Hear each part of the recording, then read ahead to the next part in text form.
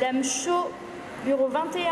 C'est quand même curieux d'être dans un centre de vaccination et en même temps de voir les cyclistes sur le vélodrome. Là, c'est vraiment curieux, quoi.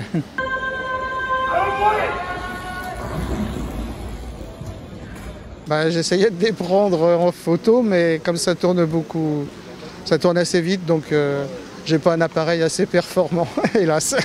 Quand j'ai su que je venais me faire vacciner au vélodrome, et j'ai quand même su que l'équipe de France s'entraînait quand même parfois, donc j'ai dit j'aurais peut-être la chance de voir tout ça, et c'est avec grand plaisir que je suis venu ici, quoi. C'est très impressionnant déjà de voir la pente, l'angulation de la pente, je ne m'attendais pas à ça. Quand on les voit à la télé, on n'a pas du tout l'impression que c'est aussi pentu. C'est vrai que c'est sympa, du coup ça fait passer le temps.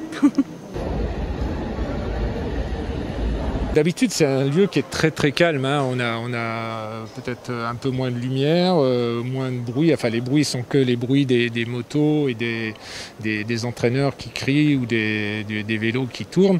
Là, voilà, il y a une autre ambiance. On entend des gens chuchoter, on entend des haut-parleurs, des noms qui sont appelés pour la vaccination. On est concentré dans notre activité d'entraînement et ça ne change rien. Je pense que pour les gens qui viennent se faire vacciner, ça doit aussi être une expérience par moment de voir, comme là, on vient de voir passer une moto sur la piste. Je pense que ça doit aussi être un peu exceptionnel de voir ça. En tout cas, les deux activités cohabitent bien. L'organisateur a été très respectueux de nos besoins. Et de toute façon, on sait que ça durera au moins jusqu'aux Jeux Olympiques. Le vaccin, c'est vraiment une cause nationale et donc elle s'est imposée à notre activité.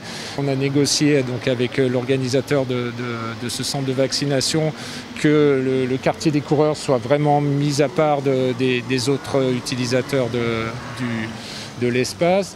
Après, on a eu une requête qui n'a pas encore été, acceptée, c'est qu'on aurait souhaité que les sportifs soient vaccinés, puisqu'on pense que, voilà, faisant des efforts maximum, comme vous pouvez voir, donc sans masque, dans un environnement clos, enfin un environnement fermé, il y avait éventuellement un petit risque. Donc, je pense j'espère qu'on sera prochainement sur la liste des personnes, enfin que les sportifs seront prochainement sur la liste des personnes à vacciner.